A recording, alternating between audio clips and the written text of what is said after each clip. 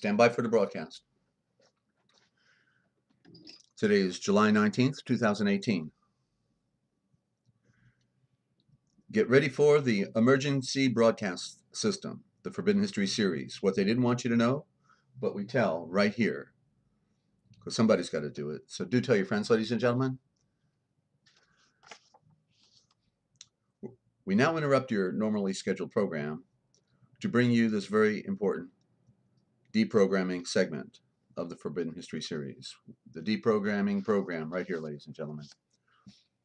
Please note that the following views and the opinions expressed on this program are not necessarily the views nor the opinions of the Master Force Group, YouTube.com, Free America Radio Network, our sponsors, our partners, and MFG is a private society. Nothing here is ever to be construed as medical nor legal advice.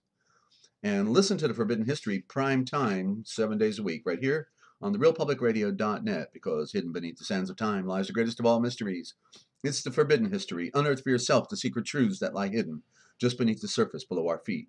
What is it that the powers that be do not want you or I to know? Come and journey with us as we explore and dare to know, because it's all right here, coming your way twice a day now, 7 days a week, on therealpublicradio.net, Free America Radio Network. That's 8:30 a.m. tentatively right now every morning, and 9 p.m. every evening, Eastern Time.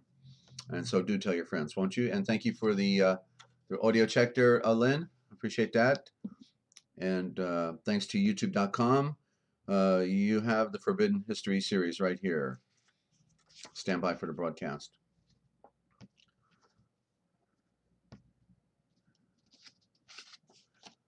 Coming to live from Studio Z at the Lighthouse in Central Ohio and Free America Radio Network in the land of dreams, enchantments, and nightmares. It's the Forbidden History series, the history of the church and the original gospel, a morning read, as well as words that kill. We got some words that they killed us with and that don't even belong in our scriptures. How did that happen? And welcome to the broadcast, ladies and gentlemen. I am your host, Desert Owl, a bird who sees in the night. And good morning, Jedi.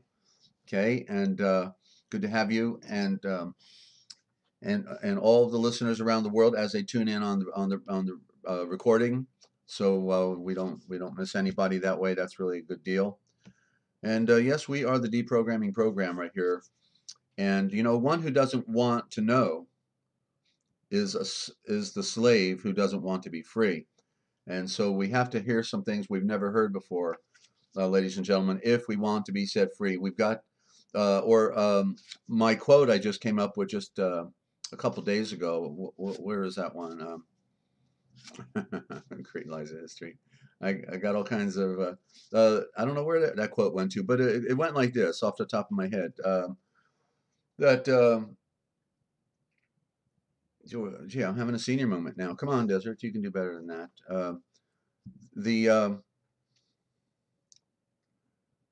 Okay, yeah. In order to, the best way to unravel, the best way to find the truth is to discover the lies, ladies. There we go. Okay, it took me a little bit. It's early morning. Okay, just started on my coffee, but the best way to discover the truth is to discover the lies, because then everything begins to make sense. Good morning. Star Wilson, good to have you, and thank you for the hearts as well. And it's a great time to be alive. It's a very tragic time in our world with the infamous nemesis is out there coming our way. It looks like it's a cleaning up operation by our Redeemer, because the world just doesn't seem to be worthy of all the beneficence that it receives from the light of Yeshua. And good morning, Lou the cat, first time stepping in here, I believe, unless you've listened before and not joined us on chat. But welcome to the broadcast. Always great to have new people come in and make new friends. So okay, and that interview I did with Jeffrey. Megaha, actually, that's the name of his channel, Jeffrey Megaha, really got a lot of mileage. I see that a lot of people stumbled in because of that one presentation, so that was really great to reach out with our 1 hour perspective on how we're seeing things in the sky. And good morning, Liz. Okay, good to have you. And okay, so before I go further, because I had so I try to review, the programs as we do them, just to make sure for better quality, and also that I don't miss anybody, that may have asked a question or made a statement. So I'm going to give my spiel before I go with Liz and her comment that she made. You can call in, and the phone number is 608-566-7295. I want to see if we can't get a caller-generated program because, I've answered all my questions, okay? I pretty well don't have any more. It's just I'm looking for the blue pill and I can't find it, so I've got to learn how to deal with this stuff. But if you have a comment or a question, you want to call in 608-566-7295 or Skype Free America Radio, all one word, Free America Radio. And but if you have a comment or a question on the chat, you want to put it there, then remember the word question in all capital letters and then upper and lowercase on whatever your question is. But same with the request. If you want to request me versus a question, put the word request in all capital letters, then in upper lowercase to, whatever your request is, okay? And then first caller gets a copy of the Real Da Vinci Code, Etymological Dictionary, or the Book of Wisdom, or the original Thought Translation Project, or the sample of the original Gospel with the most current draft of the dictionary.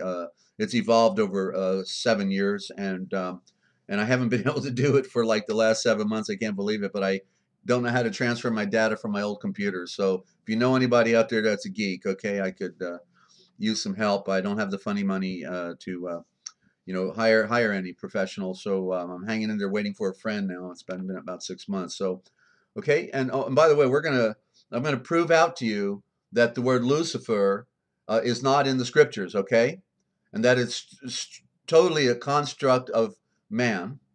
And so I'm going to take you to the most important translations of our scripture. You'll find out it's not in there, but it is in the Masonic code book known as the King James Version. Okay, so and I'm going to also go to the Book of Morals and Dogma by Albert Pike, and I'm going to show you some of the nasty little quotes in there. And actually, when I was flipping through it this morning, I found out there they are. Remember, I've been telling you about the word Egypt, that it was only created 350 years ago. Egypt is a new word. There never was an Egypt, according to our perspective of an ancient culture. There never was an Egypt. It was Mitzrayim, and that's the corrupted version. That's the abbreviated version because it's Mitzrayim.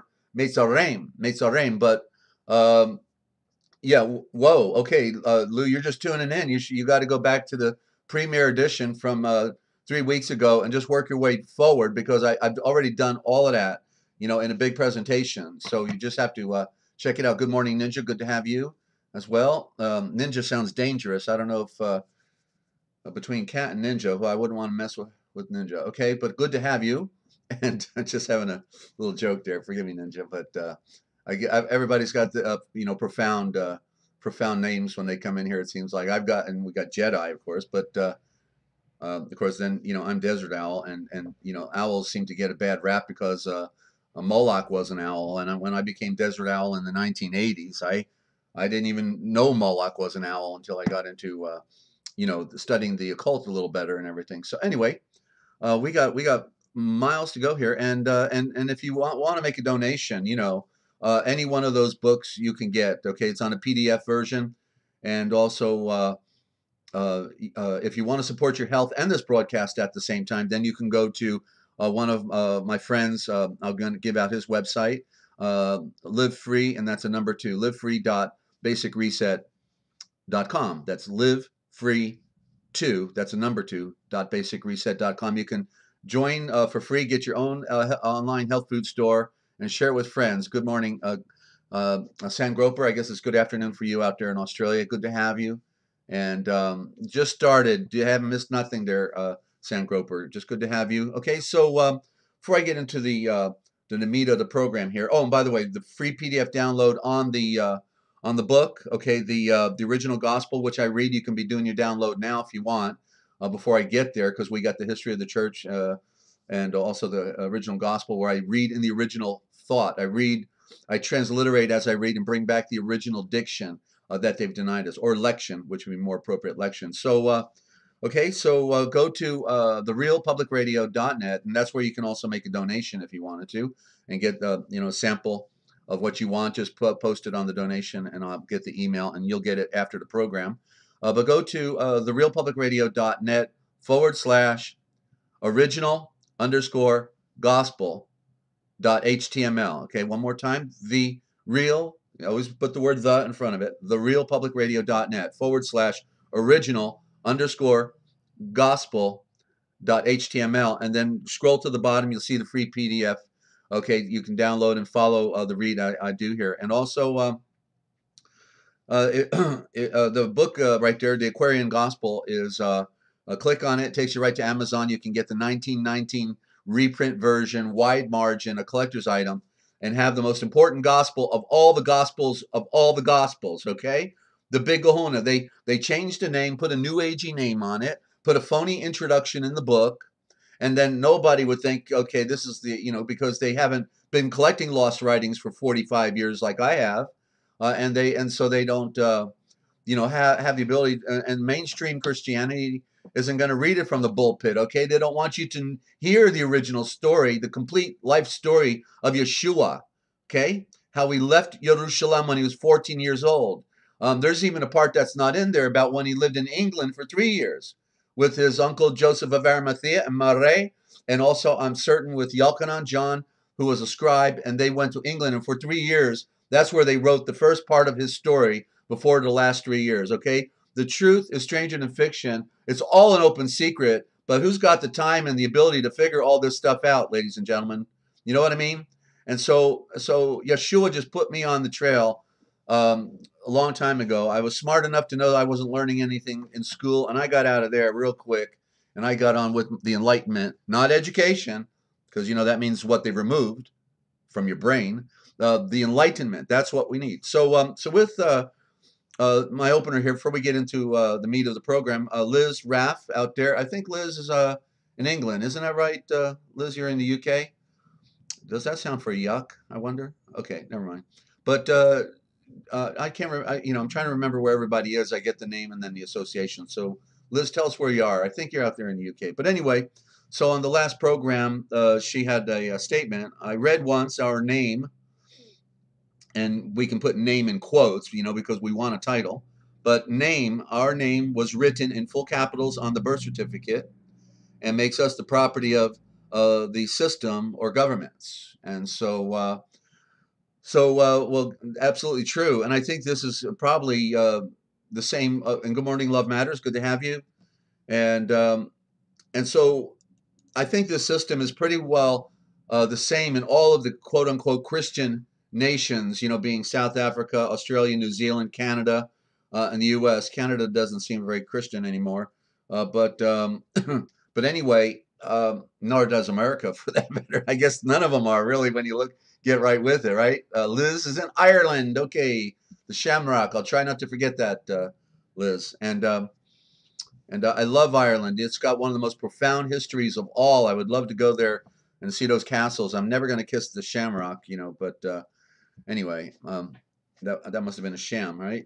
Okay, so Liz, let's get to it. The birth certificate, yes, is the slave instrument. That's how they enslaved us, and that's also how they monetized our funny money. Okay, because but the birth certificate comes from Roman civil law, and so it goes way back 2,000 plus years, and then what happens is when a slave baby was born, as soon as it came out, and before they take the baby and they press its feet upon ink, I guess after they wipe it off, and then they take the baby with the impressed ink on the bottom of the foot and press it right on the back of the birth certificate that's got its title / name on it. Name is appropriate because it means at the bottom.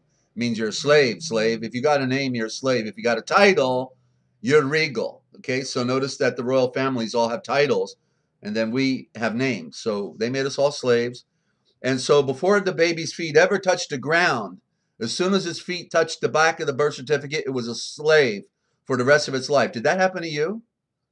I think it did, right? It happened to all of us. I've got one of those, my feet on the bottom, And so then what happens on the birth certificate? And by the way, it made your mother an informant.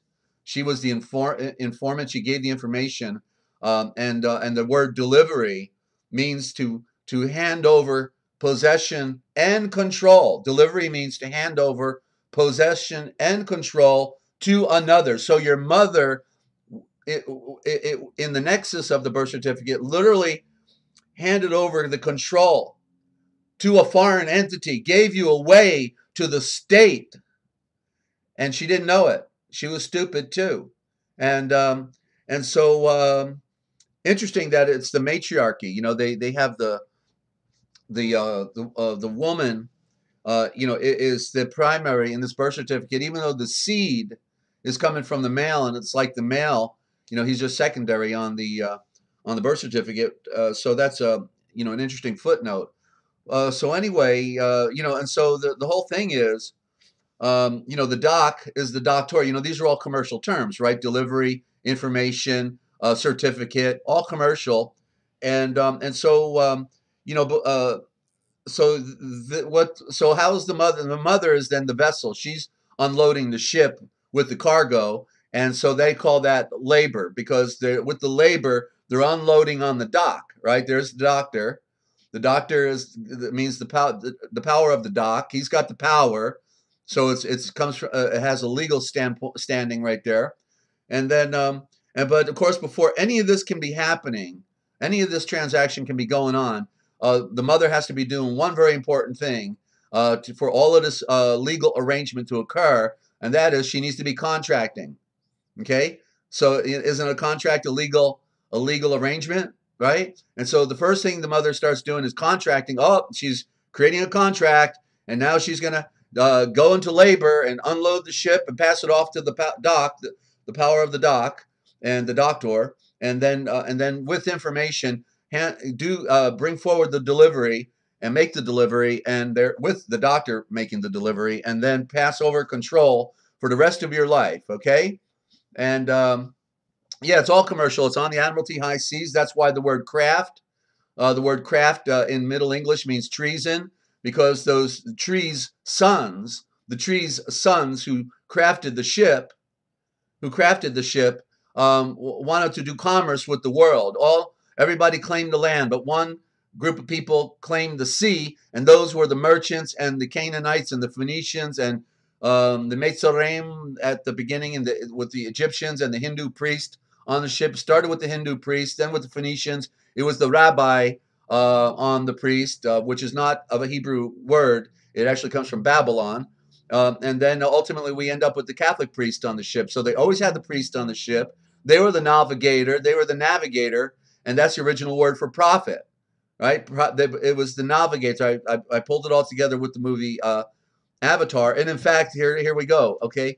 Because with Avatar, that's when I discovered the original word being navigator for, you know, for prophet. But correctly, navigator means that which came down with the power and the light for seeing.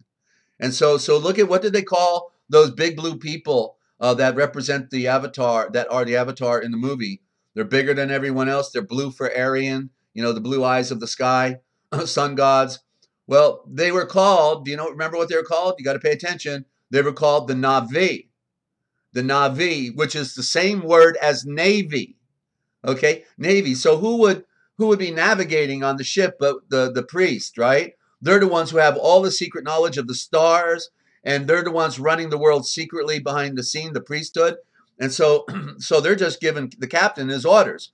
Okay, you go over here to Bangwan Gandhi Rashish, and we're going to get you know, some of the dope, and then we're going to sail around the world where they're flying their anti-gravity vimanas everywhere, you know?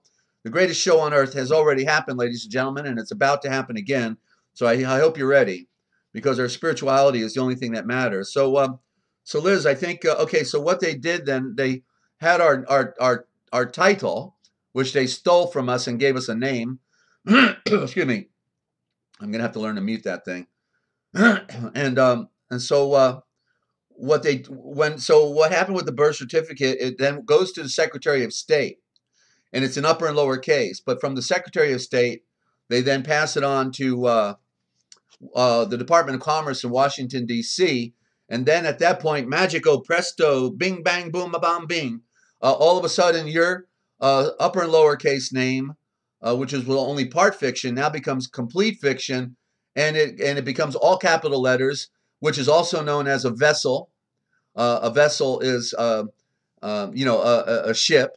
It's all capital letters, like Titanic is all capital letters, and that's you. That's the original Aramaic. It's amazing that they took the original Aramaic and they converted it into a commercial code, because it was originally a free flowing common law diction that nobody controlled, but they had to get control of it because it became the Phoenician code at one point and the merchants code, and then ultimately they did a switch out with the alphabet, the original alphabet in Syria, and that's a story for another day. Okay, but I will tell that story real soon. That's a good one to share. How did they steal the alphabet from us? I mean, these people are big. Okay, that's why in the Navi in the movie Avatar, they're bigger than everybody else, because they are bigger than life. Their game is not our game. Our game is not their game, and their game is about gain, G-A-I-N. Okay, so therefore that birth certificate. Then when I got the handbook on Roman civil law from 1933, when they switched out our law, banking took over, and I looked. I said, all right, I want to see about the birth certificate, and I looked under there, and I knew it was a security, that they turned the birth certificate in a security, and when they arrest you, then you sign at the bottom line to go in the jail, they use your signature to monetize the birth certificate, put it on Wall Street, the street of the wall, where they originally sold slaves in stocks and bonds. They were real slaves standing on a wall, bleeding and hurting, just kidnapped from another land, and then that same Wall Street, now they sell you on stocks and bonds and certificates, to other nations around the world. You are somewhere being merchandised, and you don't even know it. Let me cough. Hang on a minute.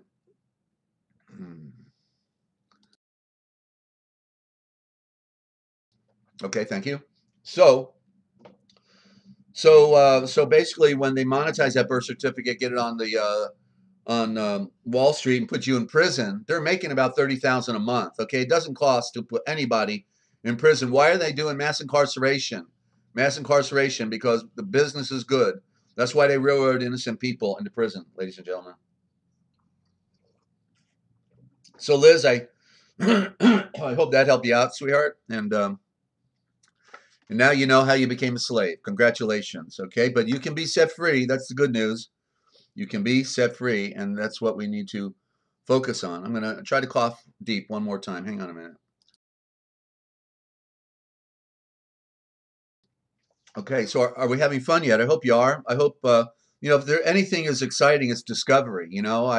I've always felt like I was the real Indiana Jones on a couch. I couldn't afford to go around the world, dig dirt.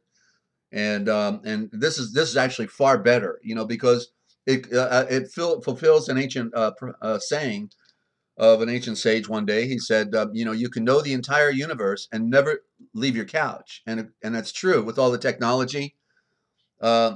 You're welcome, Liz. Glad it helped you out. Okay, so and I'm sure the system is the same right there in Ireland. Okay, so here's my quote: the best way to identify the truth is to identify the lies. Okay, so there we did. We just found out you don't want a birth certificate.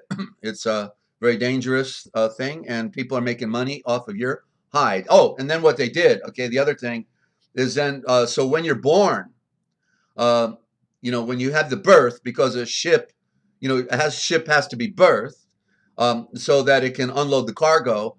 And so what happened was they estimated that in your lifetime you could make about $1.5 million. I think it's gone up to about that point today. And okay, Sangroper, thank you so much, and glad you're eating this up, and everybody else. But so what they did, they said, okay, in their lifetime they're going to make about $1.5 million. So what they immediately do, after the birth certificate goes to the Department of Commerce in Washington, immediately they then monetize $1.5 million, and they put it in circulation. And so that's where this currency comes from. That's how they justify it. It's off of our flesh and blood. Our flesh and blood, our hide, has monetized our commercial world. And when you go to work, and you get paid that funny money that is not backed by gold or silver. You just got paid off of somebody else's hide, literally, ladies and gentlemen, off of their hide. And then they railroad these people. They call it the great experiment, and you are the experiment. And that's why they love you, not because you are chattel property. That's what the word capital means in Washington, D.C. Capital. The tail is the tally, the number, and the kappa is the head. Capital means head count, and your head count was made by the birth certificate that went to Washington. We're all there in the database. It's all about people management, keeping the sheep passive and give them some more of that fluoride. Yeah, just don't talk about it. Then they'll be coming for you sooner than later, Sandgroper. That's right. I can tell you that's a fact. And but that's okay, because they're coming for me, but they're coming for you anyway, right? So we're all in this together. So and then my other quote: "A lie will race around the world while the truth is slowly putting on its shoes." Yeah, we're a little slow at getting the message, but nonetheless, it does set us free. It doesn't mean we can change our world. What we got to do is change our perspective and change ourselves, right? Change ourselves, because we have to realize this is not our world. It's their world. Our world is beyond. It's back to the light. And so we have to embrace the light. That's where we're working towards now, okay? I think I've got our preliminary stuff, business done here. Just one word. One word, okay? If you don't know where you're going, then any road will get you there. That's right, okay? So, so Adam, one thing real quick, okay? I talked about the letter D yesterday and the switch out of the D and the T. Okay, so Lou the cat, you can just go back and watch the program from yesterday, yesterday evening when we did the Skywatch interview. Okay, and I did the letter D, but then you can look at it graphically. But basically, we got two words. Adam, A-D-A-M, is really Adam, A-D-O-M. And so it literally means the eye of judgment, because that's what we have to put on. We have to put on the eye of judgment. I think hitting them in the pocketbook will make the biggest impact. The only problem, Stars, there's not enough people to get on page. I've taken from a guy who's had two organizations. They infiltrate, they take you down, and there is no organization. There never will be. They've got too much of a control and lock on the world. They've been doing it for thousands of years. It's nothing new. It's the old world order. Okay, it's the war game. There's always been war, and they control everything. That's the problem, and they do it through religion, right? So that's why we're getting now into the the scriptural light here. And so Adam is Adom, A-D-O-M, and there's the dome on the capital again. What they call the capital, the head count. So the judgment, they made judgment on us that we were going to be slaves. That's why they use the Babylonian Talmud, where it says that we're goyim, we're chattel, we're property, and that's right. Stay in love. Love matters, we have to pray for our enemies, give them a glass of water, and hope that in their derangement they could have an epiphany and wake up. But most of them won't. That's the problem. What do? We get in the Word. Get in the Word, Star. Bottom line, that's the only hope we have. The kingdom of heaven. The good news is the kingdom of heaven is here right now. It's always been here. It said from the beginning, he rested. All things were already prepared and made from the beginning. It's just the problem was people couldn't see it, and Yeshua revealed the kingdom of heaven that has always been here, the paradise, the paradisia of the enlightenment, of knowing the truth of who we are, where we are, when we are, and why we are. And people typing a lot. I got to stay focused on my work here. So remember, all capital letters if you want me to see something specifically, because I'm getting cross-eyed looking at that chat room. So I'm going to focus on my 3x5 card here. So where I was going. So it's the atom versus Adam. Adam also means man, creation, blood of the earth. And but literally Adam, not Adam, A-D-A-M, but A-D-O-M is the more correct. And it means the eye of judgment. So the atom, A-T-O-M, is the first made, and that's Yeshua. He is the first made, the atom. And then the T, so where I'm going with this is the T versus the D. The atom, the T in atom symbolizes the sunrise, a symbol of light. It has a double meaning, but that's the primary. And then atom with the D, as we saw, represents death and doom and destruction, the D word. So that's why Adam was destined to fall. All right, he was destined to fall because he was the second made. Yeshua was the first made, the perfect man, made by Yahweh. But Adam, he was made by the El of Ham, the blind goddess. Okay, the lower creation, and could not make that which was perfect. Only Yahweh could make that which was perfect. So that's the duality between the T and the D. Okay, I just wanted to get back on that real quick. So maybe I can take a shot of this card. Let me see if I can take a shot of the card. That way you'll have it on record here so you can look at it later. Okay, let me do a little magic here with the camera. Hang on. Okay, video capture. And Antarctica. Okay, here we go.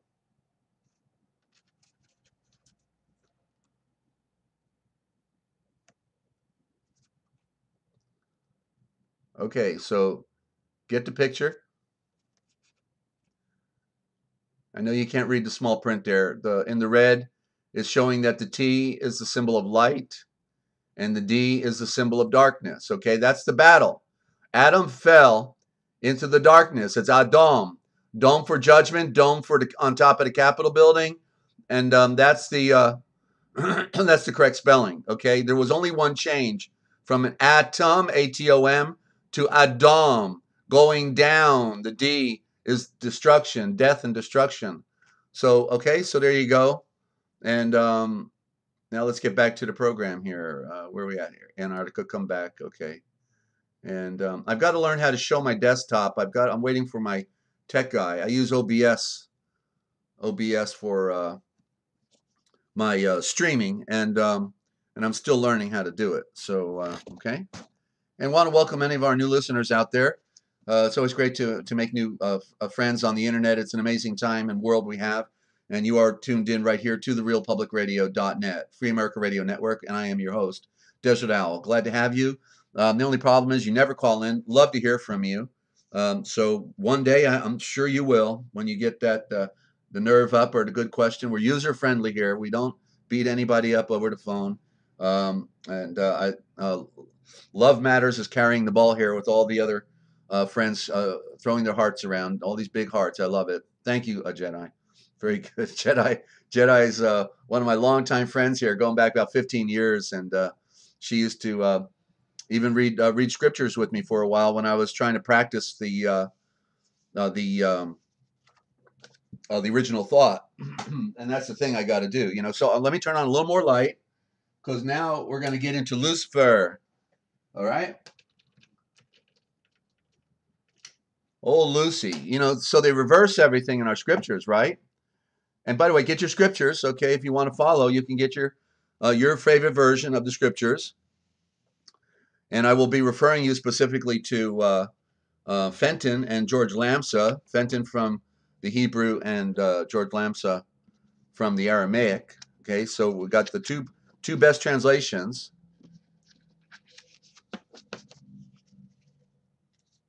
And okay, so what am I doing here? Hang on, getting organized. I get one more light. Hang on. Okay, and we're going to be going. Excuse me. We're going to be going in Isaiah chapter 14. Okay, and let me open up my Farrar Fenton. Did you get your copy of Farrar Fenton yet, ladies and gentlemen? Well, you need to. It's the most important transliteration, and also George Lamsa's Peshitta. When you have these two back to back, you get the closest to the original you'll ever will. Until, if the Heavenly Father is willing, I can do, you know, the original gospel and bring it forward with the original thought. Okay, so where are we at here? Okay, there we go. So yeah, I was doing my reading this morning. Just doing my regular reading, and I'm doing 2 chapters a day through Farrar Fenton now from the beginning. I'm in Isaiah, and and he arranged it like the original scriptures, by the way, with the book of the Psalms, the book of the Law, and the book of the Histories. He broke it down just the way they did it originally. You're going to be amazed when you see Farrar Fenton. But both George Lambsa's Peshitta from 1933 and Farrar Fenton from 1905, the most important. Fenton is number one. If I could only have one, I would take Fenton. But Lambsa is so close. I mean, you have to have them both, really. They're both have special. And when you make comparisons, you begin to see the problem. You begin to see the problem with translation, transliteration. Okay? But if you want to get a copy, the best prices are at artisanpublishers.com. My friends for over 20 years now, artisanpublishers.com. And they can certainly use your support. Amazon, has just been killing the book industry, taking over. And so you can go check them out on Amazon, but then go to artisanpublishers.com. Okay, and they've got all the works of Raymond Capp, Lost Writings. There's a lot there. You're going to be staying there for a while, checking them out. All right, so here we are. I've also got my book of Morals and Dogma, that piece of garbage, opened up, and I'm going to go into Morals and Dogma and show you a few things. So, excuse me.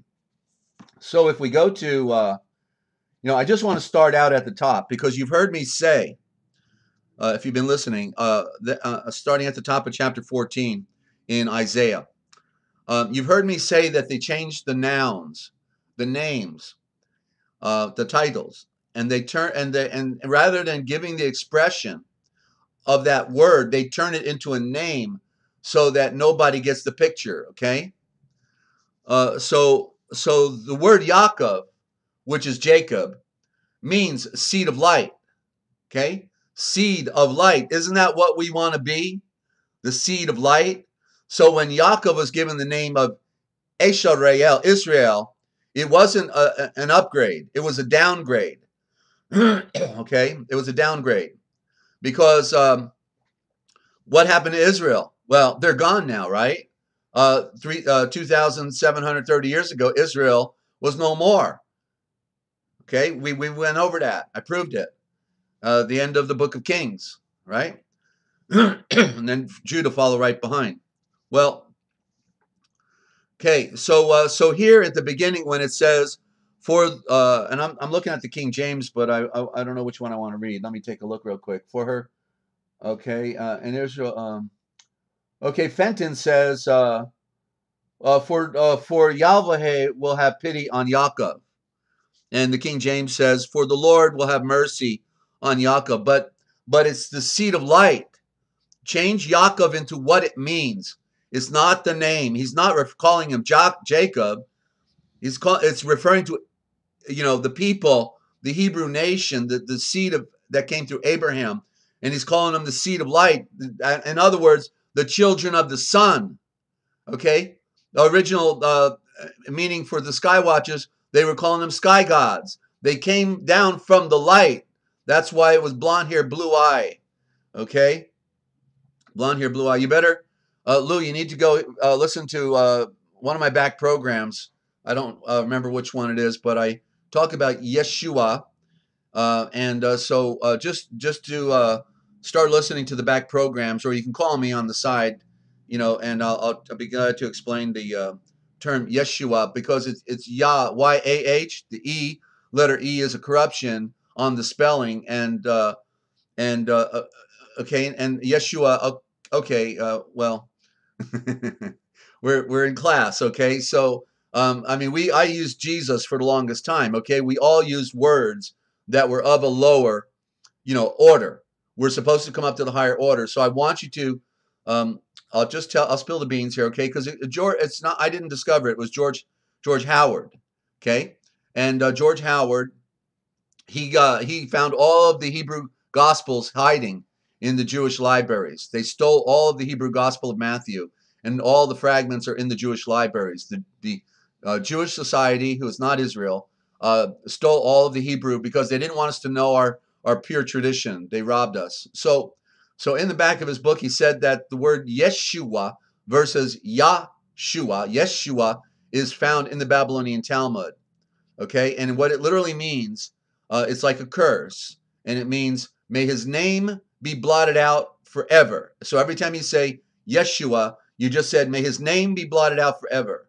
Okay, so it's okay until you can see it clearly.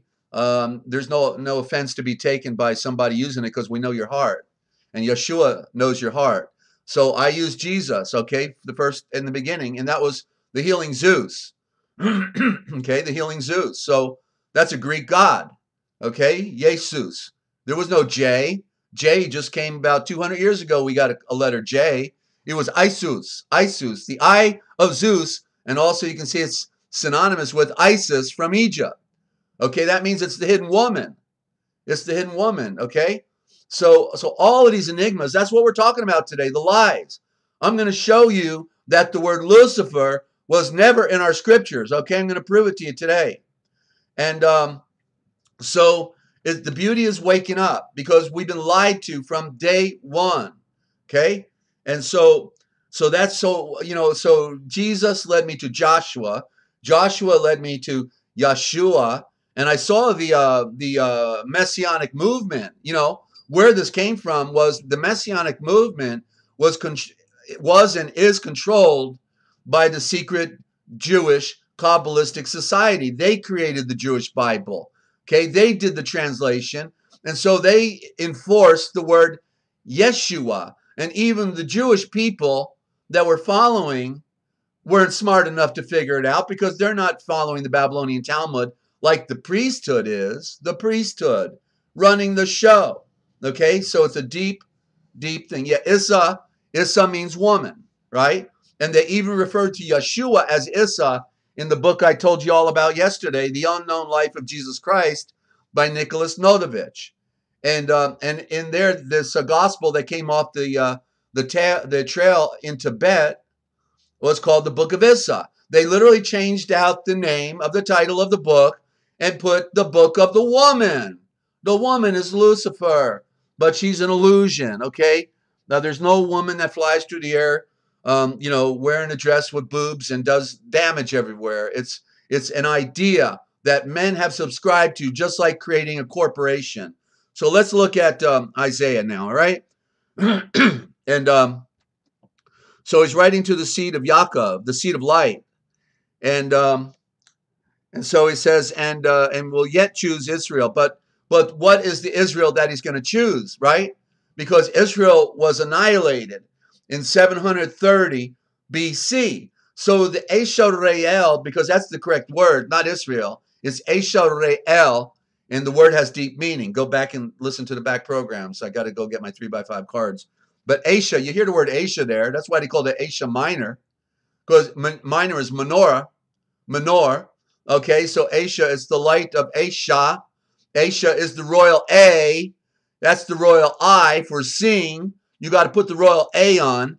And that's what happened when Yaakov received that name, because what he was saying was that they have to put on the royal I, and they're not looking. They can't see. Your children are going to be blind. Okay, that's why they were called Esha Re'el, because they had to put on the light of the sun, and they weren't going to do it until Yeshua came. Until Yeshua came, they could not do it. And so Yeshua brought us the light. He brought in the golden age of light and truth and reason. And it's a great mystery, because the truth has always been here, but man could not receive it. And then the occult have taken it all over again. So continuing, for the Lord will have mercy on Yaakov, which is seed of light, and will choose Esha-Rael and set them in their own land. But that's paradise, okay? That he's speaking in the metaphor now of the new Israel that was going to come. In that metaphor, as Abraham was told in two visions, the first time he had a vision, and Yahweh says to him, "Your seed will be like the dust of the earth," meaning you're going to have people of the earth. Then on the next vision, he says to him, "Your seed will be like the stars of heaven." Oh, the stars of heaven. So there's of the spirit. So there are two types of people would come out of Abraham, and one of them would be of the earth, earthly, dead in the world, and the other would be spiritual, of the ether, of the stars of heaven, symbolically as the stars of heaven. That's why repent, literally, you see the word pent in there, for penta, for star, and pant is like panting, to breathe. And so what it literally means is breathe with the breath of a star. Okay, salvation is soul, novation. Soul is sun, soul is star. Soul novation means you become a new star when you are saved. You see how they destroyed the integrity of these words? Because the soul is the sun, it is the light. The penta, the rebreath of a star, is the light of a sun. Okay? And that's because we all came from the light. All of creation came out of the light, and we have to go back to the light in the metaphor. It's amazing, the game, because they hate the light. The occult hate the light. Their job is to hide the light. So we're just revealing it here. So let me continue. I'm trying. There's a lot of ground to cover here in explanation. Okay, so, and he set them in their own land, and the strangers shall be joined. Okay, he's going to set us in our own land. That's the kingdom of heaven. And joined them, and they shall cleave to the house of, not Jacob, to the house of the seed of light. That's what Yeshua was when he was at his trial, and they turned it into a code word and said Son of God. And when we watched the movie and read our scriptures, it said the high priest says, "Tell me, are you the Son of God?" That's not what he asked him. He said, "Are you the," because their goddess is Lucifer. Their goddess is of the darkness, the moon. They were following the lunar cycle, blew the ram's horn every time a new moon happened. Okay, so they're seed of the moon. That's the Son of Man. That's the code. Son of Man is the code. Seed of moon is the transliteration. Lucy, that's Lucy in the sky with diamonds. Okay, Lucifer, and in the darkness. But Yeshua was the perfect creation. He was the seed of the sun, and that's what he was asked by the high priest. Are you the seed of the sun? And he says, I am the seed of the sun. You see? And they wanted to kill him because he said he came from the light. And yet they knew they were of the darkness. You see, the contrast. That's what's going on. I'm losing my voice here. Forgive me if I'm getting loud. I got more miles to travel here and not enough steam. So I better jump over now. I made the point with you at the very first verse that it was about the people that were to follow being called seed of light. If you were in Yeshua, we're in the light. Now we're going to go down to verse 11. Okay, verse 11. Your pomp is brought down to the grave, and the noise of your vials. The worm, the serpent, maybe serpent, the serpent is spread under you, and the serpent covers you. Yeah. Oh, you see, they changed it to worms. I'm seeing this for the first time. Because if you've been following, you know what I'm talking about. Because we talked about you're the serpent. Because you put on a shirt and you put on pants. That's the serpent. They're telling us, right? When you came in as a sperm, which is sporum, as a little, you came into the mother's womb like that little microscopic serpent, right? You were a serpent when you came into the world. Symbol of the sun. The sun is the Ouroboros. So right here, and the serpent covers you. Whoa! This is how they tricked us, ladies and gentlemen. SC, you heard it here first, okay? Probably the first ones in modern time. Unraveling the code. And the serpent covers you. What did Yeshua say in the wilderness to Moses? Moshe, put the serpent on the cross. And if people can see the serpent, they can live. And wow, this was unexpected. I knew that they, used the word worms for serpent. And that's like the city of worms where, who was it? John of Wycliffe was tried by the Catholic Church in the city of Worms in Germany. Well, I knew that was the city of serpents because it's all the same word, like even dragon. The word dragon is dragoon. That's the serpent that drags itself on the ground, dragoon. Okay? So let's look at the next verse now. And I'm not going to read the King James. I'm going to read the two most important translations that are available. And I'm going to start with the Peshitta, with the Aramaic by George Lamsa. They would not publish his book, by the way. They would not publish it when he came to America. They said, George, we can't publish your version of the scriptures. If you give it to us and let us rewrite it, we'll publish it for you. Okay? Yeah, Liz, they're always tricking us, aren't they? They're tricksters. They're the craft, right? They're very crafty. Makes you not want to buy craft food anymore. I don't know if you have craft food over there in Ireland, but we've got the craft food over here. Very crafty. So George Lamsa, Isaiah 14:12. How are you fallen from heaven? Howl in the morning, for you have fallen down to the ground, O reviler of the nations. It's still a rough translation because I can see certain problems like with the code word heaven, and what's Fenton's got it better. But notice the word Lucifer is not in there, right? Because the King James says, "How art thou fallen from heaven, O Lucifer, a son of the morning? How art thou cut down to the ground, which did weaken the nations?" Right? Okay. And so I'm going to go into Fenton now.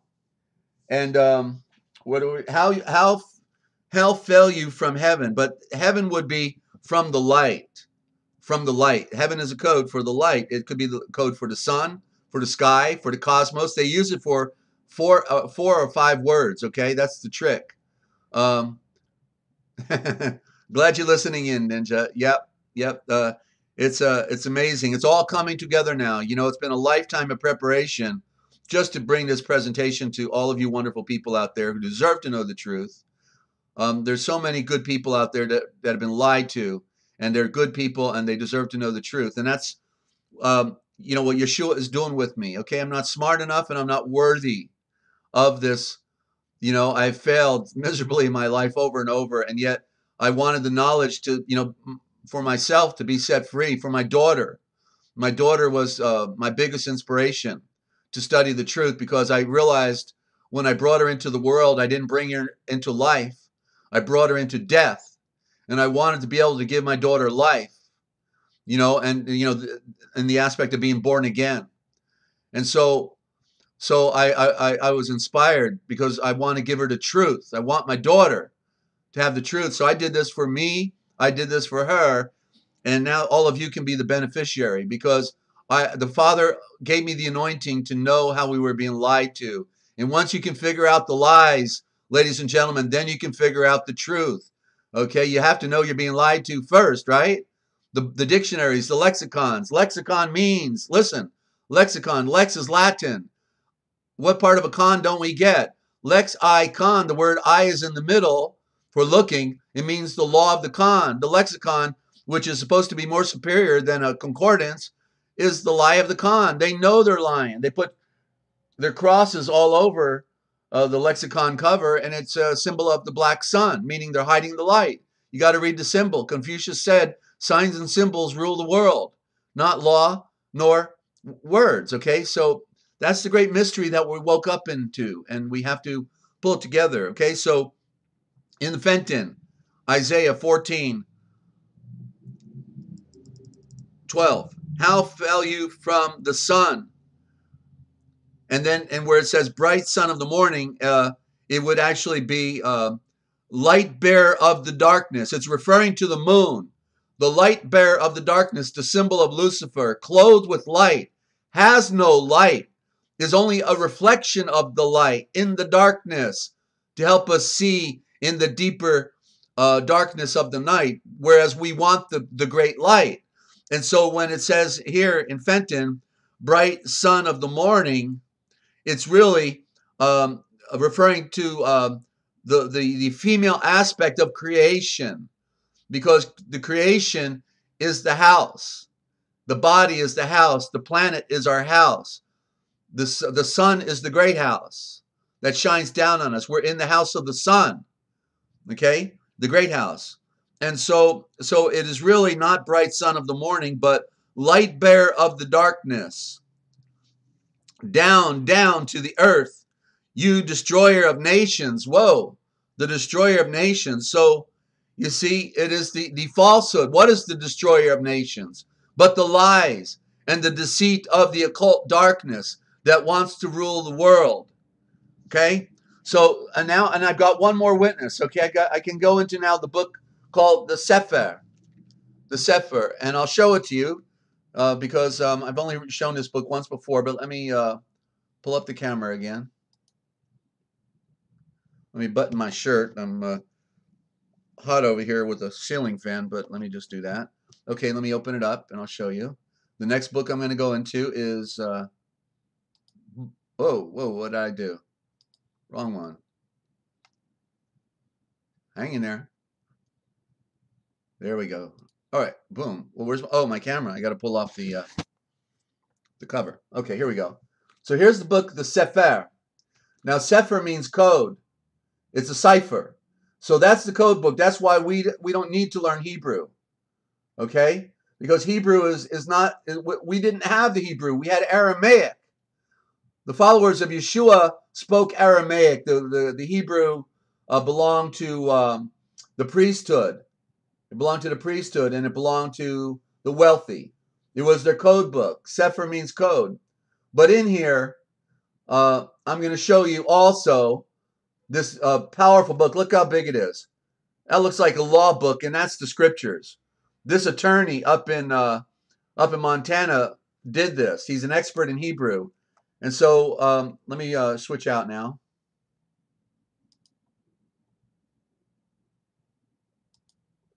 Okay. So I'll tell you what, let's do a little Mediterranean. Let's change the scene a little bit. How about that? Okay. So so I'm going to go in there now.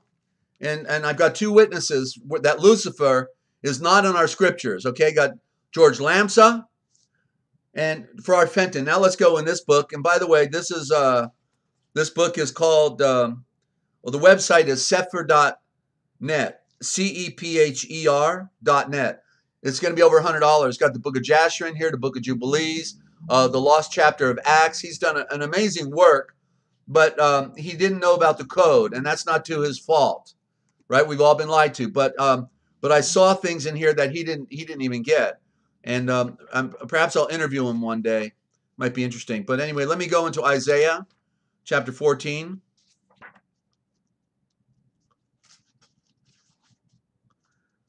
Almost there, and verse 12. Okay, here it is. How are you fallen from the sky or heaven? But it's the sky. Hey, good morning, skies above. Good to have you. We've been on for about an hour now, but you can get the recording, okay? So how are you fallen from the sky, oh Hallel, and son of the howling morning? How are you cut down to the ground, which did weaken the nations? Okay, so three versions now, the three most important versions of them all. Diane, you've been late for the last several days. Where you been? Good to have you. And now I can make a comment in a little bit, all right, on your question I've been hanging on to. But let me finish this presentation first, okay, and I'll get to it. So look at, ladies and gentlemen, the three most important translations in our modern time. George Lamsa, 1933, out of the Peshitta, from the Aramaic, and Farrar Fenton, okay, 1905. He read Hebrew and Greek for 40 years, never read to English, only read Hebrew and Greek. And then we got the Sefer that was just published just a couple years ago, 2014, 4 years ago. And the three most important translations of our scripture, okay, do not have the word Lucifer in it, because it was supplanted by the Luciferian occult. So just like they took out Yahweh, which is mispronounced as Yahweh, replaced it with Adonai, backwards it's India, okay? They took out the word, Malek, and put in angel, which is the angel Saxons, and then they took out the word Israel, and they put in the word Jew, and Jew never belonged in the scriptures. The word only came along 1,000 years ago. And the word Egypt, Metzorem, the same thing. Metzorem is the original word, and they took it out and put in Egypt. What is going on, ladies and gentlemen? Have they sliced and diced and cut up and thrown in a blender our sacred scriptures so that we would never be able to figure out the great web that they wove? That's why those Khazars are all laughing all the way to their banks that they run. Well, they rob our friends and families of their homes after they gave them a mortgage, and and they feed them their drugs and hope they'll become psychotic and go to the grave sooner. The nonsense that they're pulling on us, ladies and gentlemen. So only the occultic version of the King James has, "How art thou," with all the others that followed, "How art thou fallen from the sky, O Lucifer, son of the morning." They just stuck it in there. "Son of the morning, how art thou cast down to the ground, which did weaken the nations." Okay, ladies and gentlemen, I just made my case. I got 3 witnesses that came to the table, the most important translations in modern time. And what you do with it is your business, okay? But you heard it here first. You just got the forbidden history on the word of Lucifer. But now let's go into let me move these books. Now let's go into the very wicked morals and dogma. And where they want more, and they want it all. Morals. You don't ever want morals. You want ethics. More and all. And by the way, when we talked about the Masons being the dogs, don't forget that when they go to war, they always put on the dog tags. Okay, I forgot to mention that the other day. The dogs wear the dog tags so they can identify them after they put them on the front line so they never come back. Okay, what does it call him? What does it call him? Lou, I'm sorry, I don't get the question. Was that for me or one of our friends? Oh, King James. It calls him Lucifer, right? Lucifer. All right, so let's go into the book of Morals and Dogma. I'm in one of the degrees. It has all 32 degrees of Freemasonry. And so I was trying to be prepared for this morning, and then I was astonished, so here it says the apocalypse is, and that's the book of Revelations because they changed that name too, from apocalypse, which means the epic of light, into revelation, hoping you don't get a revelation. That's what they're hoping. Just like they changed the word gospel from evangelion, and right there in the word gospel, they're telling you, go spell if you can, go spell, because you ain't going to be able to do it unless you tune into Desert on the Forbidden History, because they have really done a number on us. And the Father endowed me with the burning swords of fire, the shavors, the words. In the beginning is the shavor, not was, is the shavor. And the shavor is the Savior, the shower, the word, the sword, the sower, the planter of the seed. All is in that one word. In the beginning is the shavor. That's the Indo-Germanic. For people that are new here, Lou, I present the Indo-Germanic, which precedes the Hebrew and Greek, which is under the control by the priesthood. I precede the Hebrew and Greek by 5,000 years. Basically, what was breathed into Hadam from the beginning. The Indo-Germanic, where we have no written record, but so we have to follow the trail back through all of the Indo-Germanic European tongues, which includes Hebrew, Greek, Latin, Portuguese, Spanish, French, German, you name it. German is getting close. Sanskrit, which is really pseudo-Sanskrit. It's a big story. I've talked about all this stuff, so you got to go back and to the first of my series 3 weeks ago and just start working your way forward. Why you can listen contemporarily with us, okay, currently, but you go back. You're gonna. I gave a lot of primers in the first 2 weeks, okay. So Albert Pike, you Southern War general, sellout of mankind, occultist. Here you go. The apocalypse is to those who receive the 19th degree. So they like to throw in our scriptures, to make them look like they love Yahweh, but they hate Yahweh, actually. Okay, and so the apotheosis of that sublime faith, which aspires to God alone, God being a code word, because it's either Yahweh, or it's Eloheh, or it's the great Elohim, but they use the code word God, so we can never get the picture. And maybe it could be Lucifer, or it could be Moloch. because that's how the trick is played, because we don't know the original word. Okay, so which aspires to God alone and despises all the pomps of the works of Lucifer. But yet in here, okay, then he refers Lucifer, the light bearer. Light bearer is in italics, which means then you go look it up in the index. And I couldn't find it, but in here, I don't know why I didn't tag the page, but literally Albert Pike says in here, indeed our God is Lucifer, doubt it not. Okay, doubt it not. So I want to back up to a couple of my tags here and just show you something interesting I saw. So when I was looking for it, I found this. Again, in Morals and Dogma, page 206. The mass of the Hebrews did not believe in the existence of one only God. Now, is that a lie or what? Who did Brahim follow? The children of Abraham? In the beginning? What do you call it? Polytheistic, following more than one creator? No, they followed the one true one. And so look at the lie. The mass of the Hebrews did not believe in the existence of one God only until the late period of their history. That's a reversal, because in the later period of their history, they sold out. And they sold out Yahweh, the one true deity, within whom is all things. And they went to polytheism, following many gods from the phony tradition. So Albert Pike changed the history, switched it out, reversed it. That's what they do. They reverse everything. Just like they made Lucifer into a male entity when Lucifer is female. Lucy, what part of Lucy don't we know is a woman? And it represents the dark, dense matter of creation. Mother is the house for the baby. She brings forth from the darkness within her womb. The woman is only the symbol. Okay, the man is here with her. We're all in the same fix and problem, having to unravel the great mystery. But woman was used.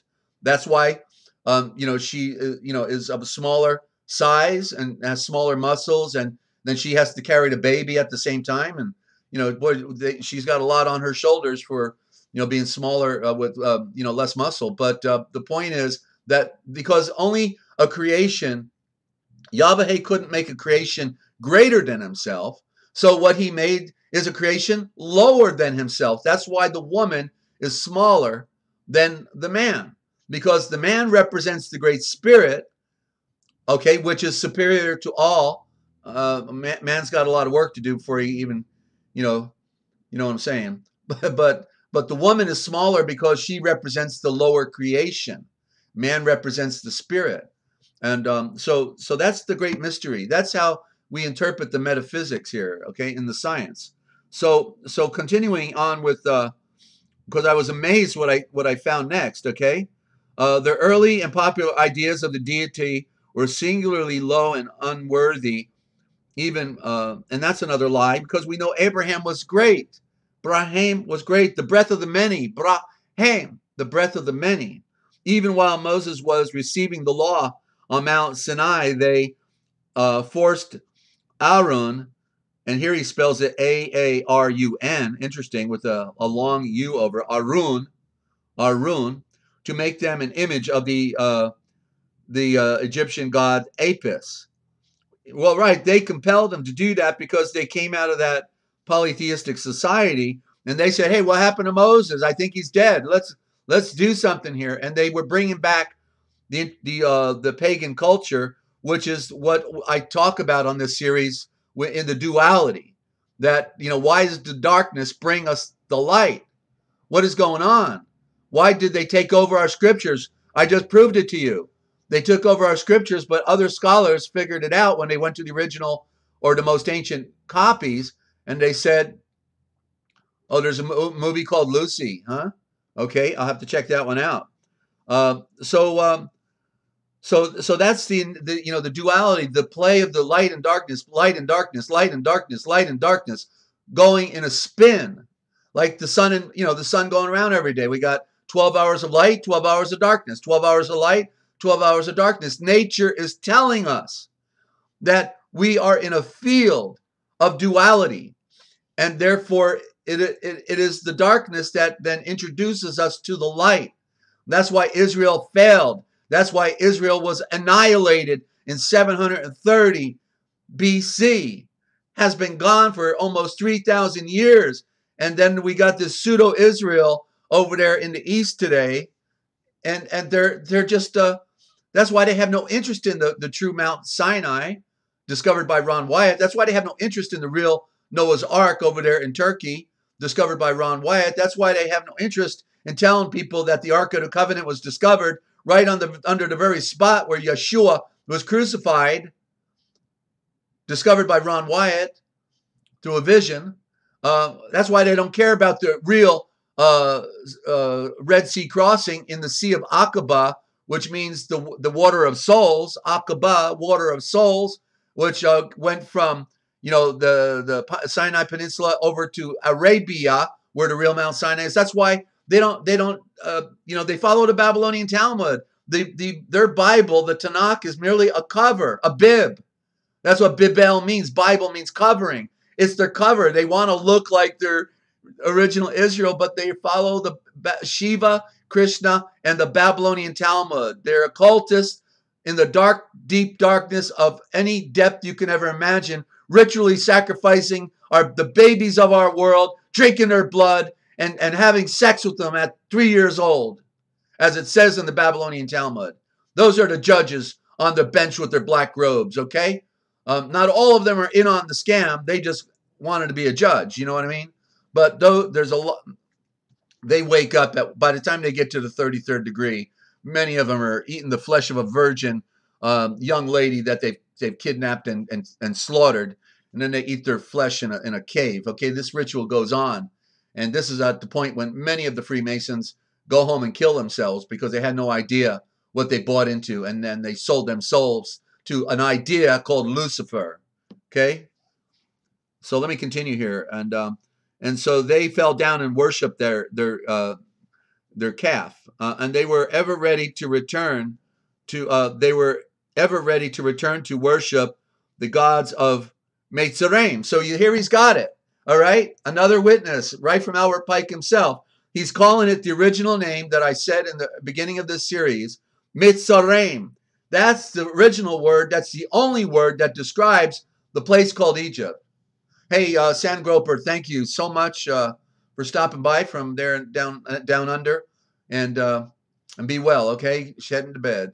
She's got 12 hours different than we do here, and catch up with the problem tomorrow. Okay, very good, Sandgroper. Thank you. So there it is, ladies and gentlemen, Mitzrayim. And soon after the death of Joshua, they became devout worshippers of the false gods. No, they struggled. It wasn't right out the gate. He's lying here again. So anyway, rather interesting find here. I read this quite a while back, and I had my notes here. Then another one on page 97. Here we go. He's telling the truth actually now. He's telling the truth. Here we go. God is, let me back up first. This is an interesting, he's saying that the Holy Kabbalah, or tradition of the children of Seth, was carried from Chaldea by Abraham. What a lie. What a lie. The Kabbalah, the secret tradition that evolved out of Israel after they fell, after Jerusalem was destroyed in 70 AD. Then they created the Kabbalah tradition.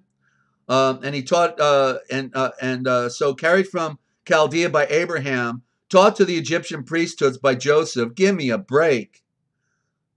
Give me a break. You see how they lie? They're lying to their Freemasons. The Freemasons read this and think, I got secret information here. Wow, isn't this cool? We got secret knowledge. Whoa. Lies. Recovered and purified by Moses, the Kabbalistic false tradition, concealed under symbols in the Bible. Well, now he's telling a little truth here. Concealed under symbols in the Bible. Let me underline that one. Okay.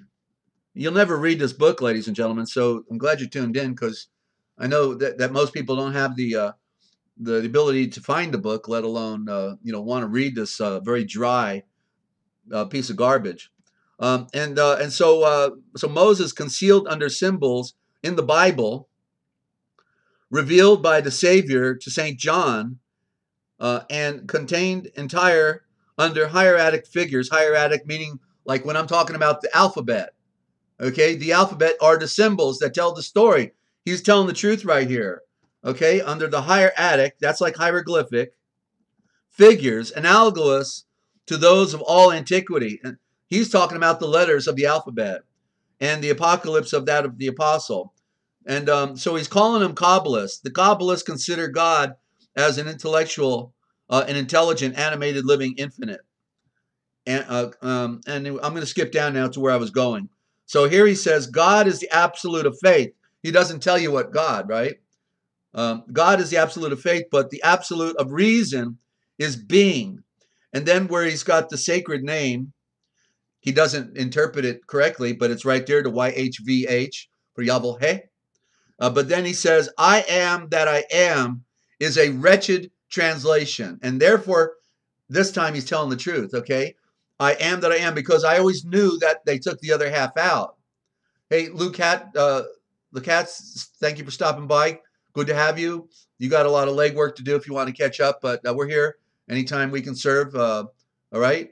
And the earlier stuff for sure, my friend. A good day to everyone. Much love. Love to you too. Praise and light. All right. So I knew they took off the other half, because when they said, Pharaoh was going to ask him, who do I tell you sent me? And he says, tell him that I am the one. I am the one. That's what it was saying. I am the one. The one has sent me. Because here's the irony. Because when Pharaoh was sitting on the sun throne, he was claiming to represent the one on the sun throne. And so in essence, what Moshe was telling him was, I am the one has sent me. The one who you say, Pharaoh, you serve, is the one that sent me to tell you to let my people go. You see, and that's what's not in our scripture. So he was right. It is a wretched translation when it says, I am that I am. I mean, you must have felt that at one time, that there was something not quite right about it. It is, I am the one that you claim to serve, Pharaoh, the one that you do not serve when you torture my people. I am the one. And so that's the enigma of, what they've done to us, ladies and gentlemen. I don't know if I should go any further in this occultic book here. And, I hate to have to carry this stuff around, but, in order to, I just saw something. And Johanna, and this page 817, the Johannites ascribed to St. John the foundation of their secret church. Their secret church. And the grand pontiffs of the sect. So what is the secret church? The mystery religion of Babylon is the Vatican. So he's referring now to the Catholic, at least an offshoot of the Catholic, if not the very center, because he says that the grand pontiffs, well, we know who the pontiff is, right? The Pope of the sect assumed the title of Christos, yeah, there you go, anointed or consecrated, and claimed to have succeeded one from another from St. John by an uninterrupted succession of pontifical powers. Okay, so now he's taking the Freemasonry back to where it belongs, where it really is all the time, with the Vatican. They are one. The men who wear dresses, the priesthood, the Scottish Rite, are Lucifer in drag, ladies and gentlemen. And if you want to hear Lucifer defined really well, then go to the first of my series called Uncommon Awareness up at the top, and listen to 7, 8, and 9. Numbers 7, 8, and 9. My interview with Dr. Lorraine Hurley, where she interviewed me, and you'll hear Lucifer defined. I can't do it right now. We're now going into the history of the church. We're wrapping it up. Okay, I just got inspired this morning when I read that, and I said, well, best way to reveal the truth is give them the lies, show the lies that they've put us under, and so you got to hear first. So let's get into history of the church. I think I can do this. It's a short one. Very good. Almost can't talk anymore. I hope I can talk tonight when we get back on at 9 o'clock Eastern time.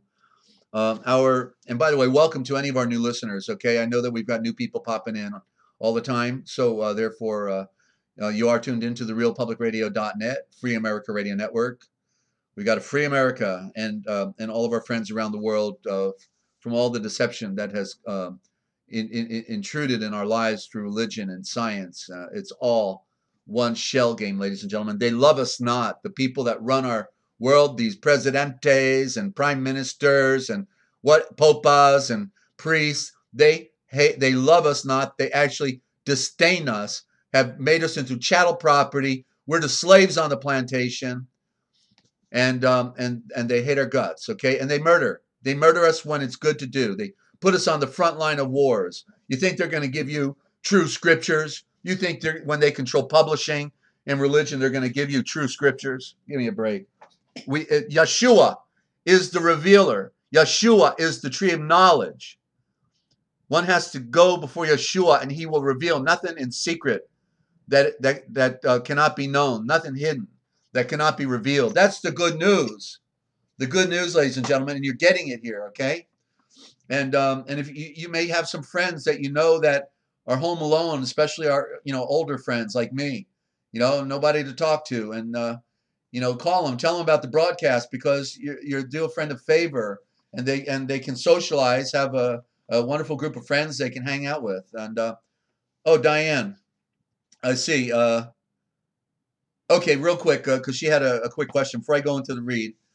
Diane over there in the UK. She had a question on her chat about a week or so ago. Let me take a sip of my Java here.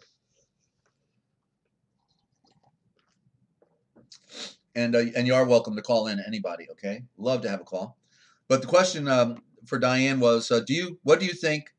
And I think she may have been asking anybody, but I didn't know if it was for me or for somebody in the chat, so I'm taking it on. Do you think Mel Gibson did a good job on The Passion? Okay, good question, because we know The Passion was one of the most hideous examples of bludgeoning of a human body that we've ever seen. And the question would be, is that accurate?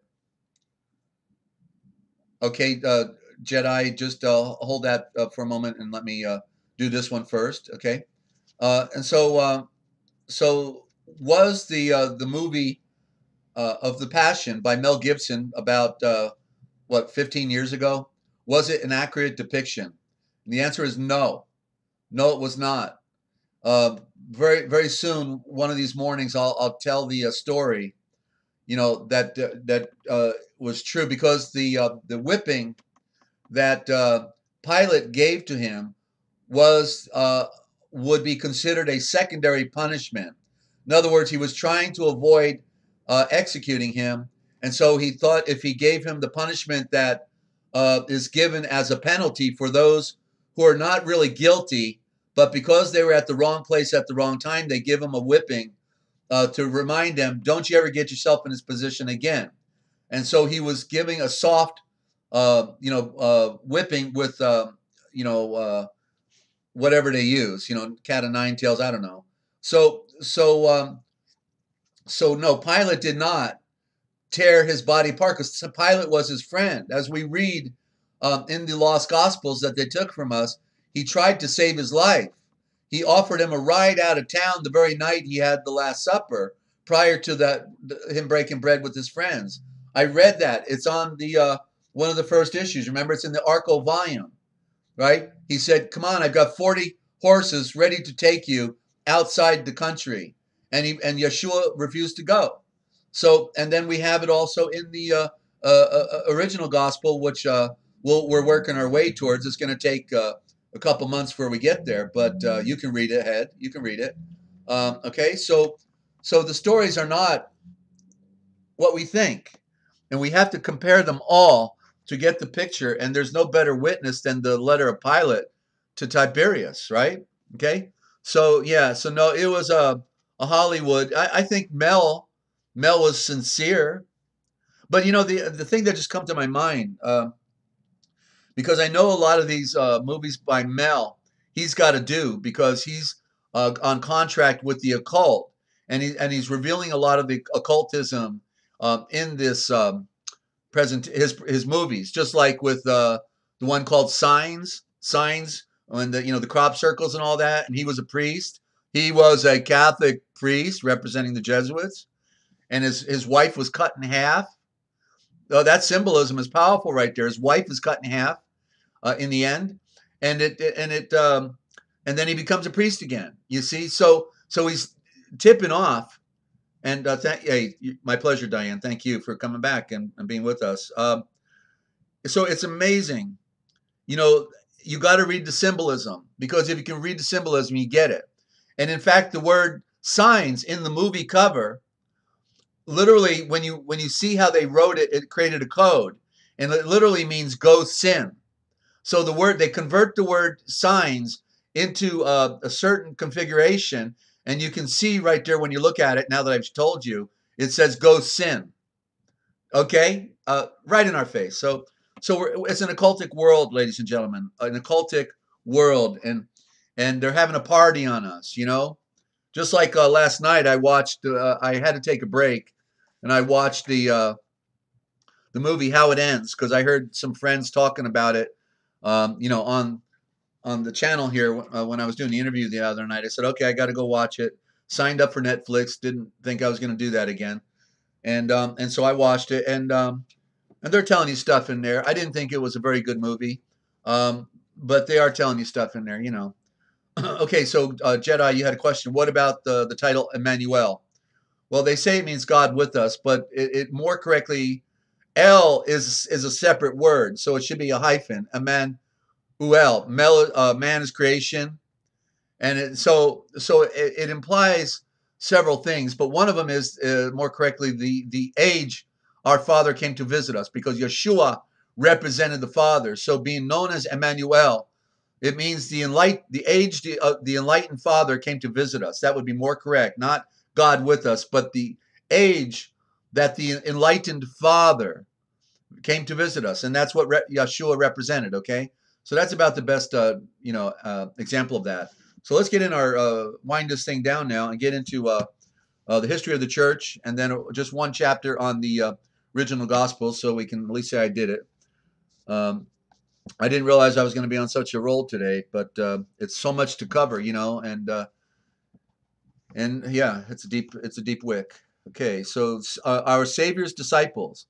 This is by Eusebius, The History of the Church, page 64. The names of our Savior's apostles are in the Evangelion, Gospels, the star message for all to read. Of the 70 disciples, no list has ever been found. It is stated that one of them was Barnabas, who is mentioned several times in Acts of the Apostles, and notably by Paul in writing to the Galatians. Another is said to have been Sosthenes,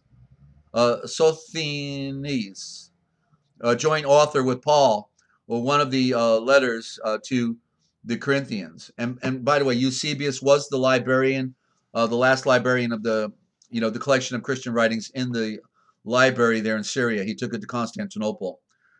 Okay, and then there is Clement's story, outlines book 4, in which he says Kephe, which they pronounce here Cephas, the original name, not Peter, but Kephe, Cephas, of whom Paul writes, when Kephe/Peter came to Antioch, I withstood him to his face, was one of the 70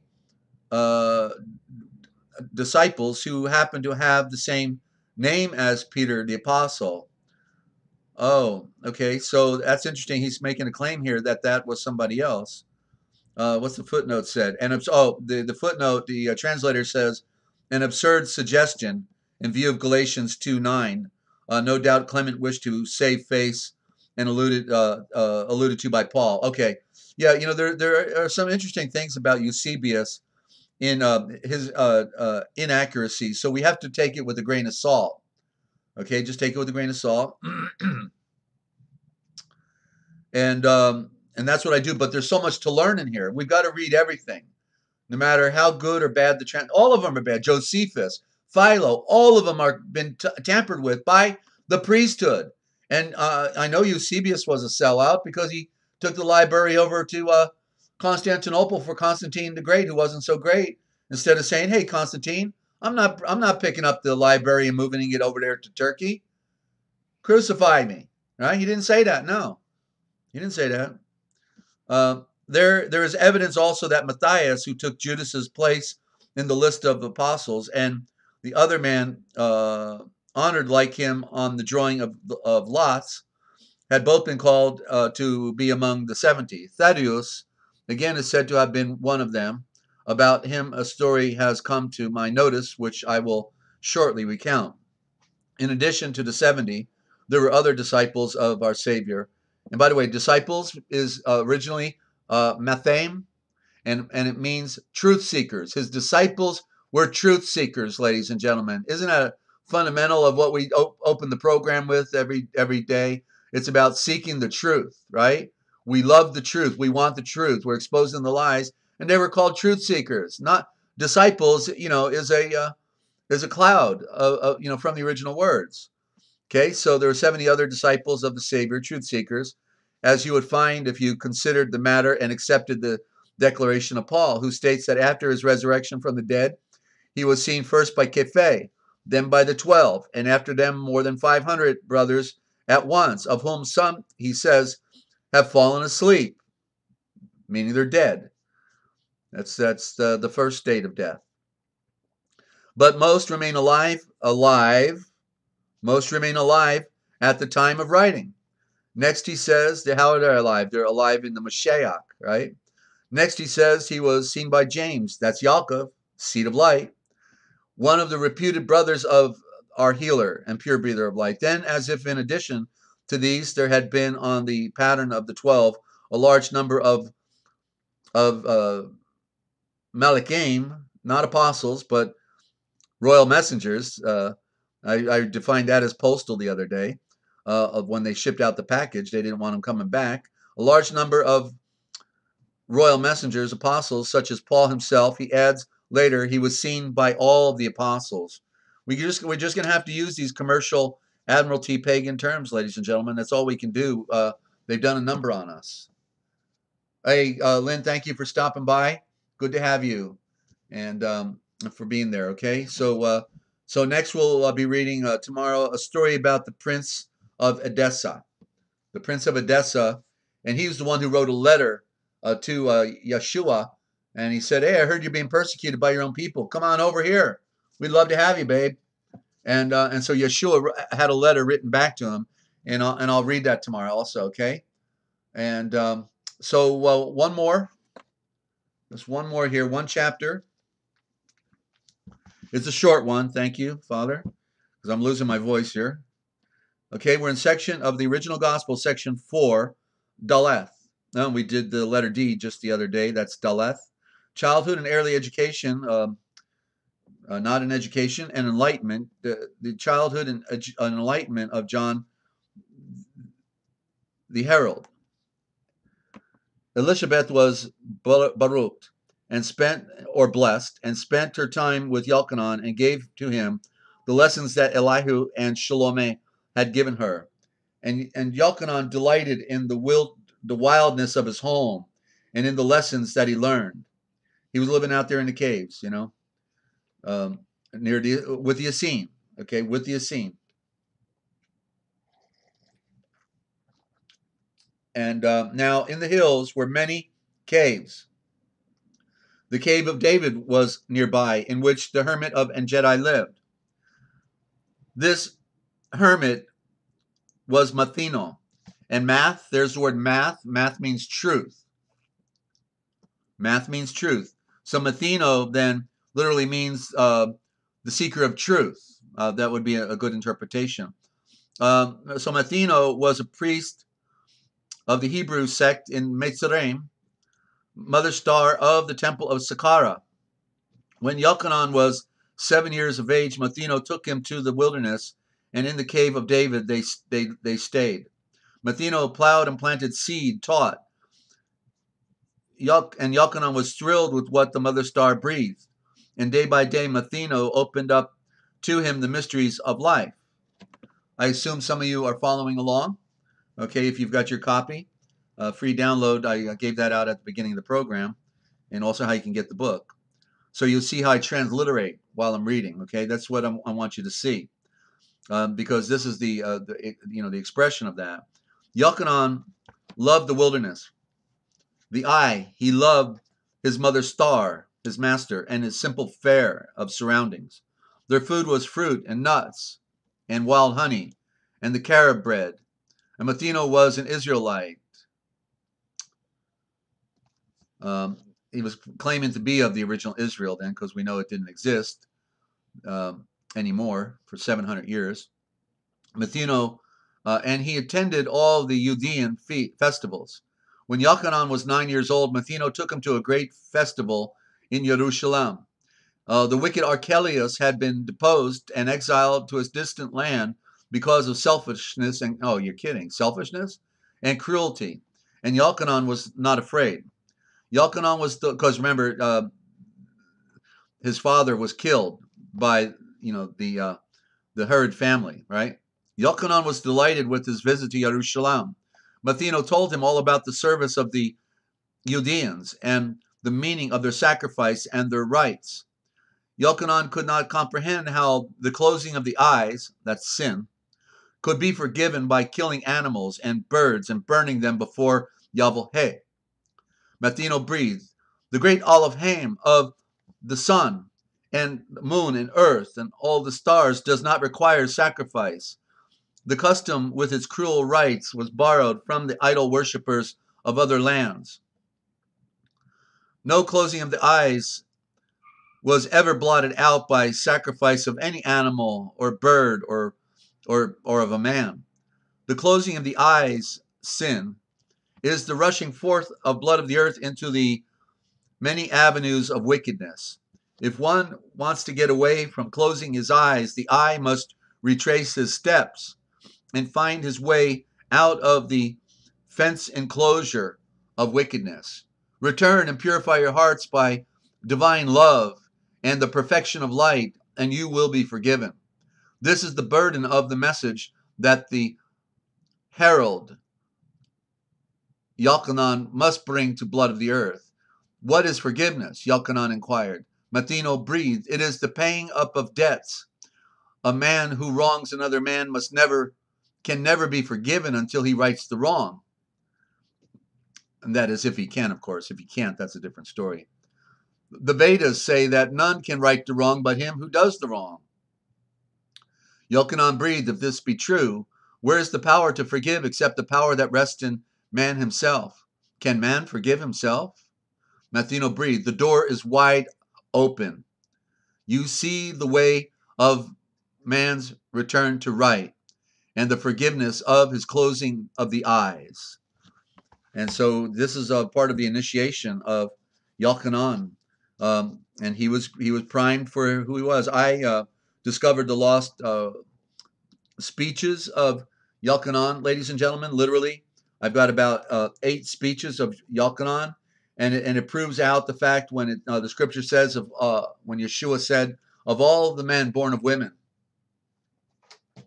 there is none greater than Yochanan, the water purifier." And the reason he said that is because when you hear these speeches of Yochanan, I hope to publish. This is my objective, is to get the ministry funded and where we can do this stuff. But literally, the only thing different between Yochanan and Yeshua was that Yochanan did no miracles, but he spoke just like Yeshua. He told the history of the world in these speeches. And when the 2 followers of Yeshua, or excuse me, of Yochanan, John, came to Yeshua one day and said, Mother Star, Yochanan sends us to you. He's in jail, and he wants to know, are you the one that was meant to come, or do we look for another? And he says to him, and he didn't say anything, and he did a bunch of healing, and he for a little while, and then finally he says, now go tell John what you see, that the blind are healed, the dead are raised, the poor are fed and have the gospel read to them, And so when he said those things, he was actually quoting one of Yalkanon's speeches, you see? And so we don't ever get that picture because they stole the writings from us, just like they stole the Hebrew Gospel of Matthew, okay? But yet it's all out there. In other words, it can be found. It's just hanging out in the wrong place. And it's all of our heritage, all of our legacy, ladies and gentlemen. It's the greatest theft, literary theft in the history of mankind, what the occult have done to us. The ancient Vekaresh, the watchers, the vicars of the Vatican. They looking at you, babe. They're looking at you. They hate your guts. They want to make sure you stay down and never can transcend this world by the light of the truth. But the light does shine, ladies and gentlemen, and you're getting it here today. And I'm trying to bring it forward every day because our time is short. You know it. That we got this stuff in the sky. It doesn't look like we've got but a couple weeks left, you know, and it's over. I can't get over it. We're witnessing the end of our world, and the show is about to begin. And so we need to make the connections and to transcend inwardly by going inward. The answers are not out there in the metaphor. It is within. We go within, and Yeshua. We find Yeshua there, and then he leads and guides us into all truth. You can confirm many of the things I share with you by just taking notes. I've got some friends that listen in and they take notes, you know. They really are paying attention, writing down. I hear like Prospero, he's talking to me without vowels, you know, and all this. Everybody's getting it, you know. It's so beautiful. Okay, Ninja Cat, you can see and read it for yourself, right? That's what behold means, okay? Bottom line, end of the program now.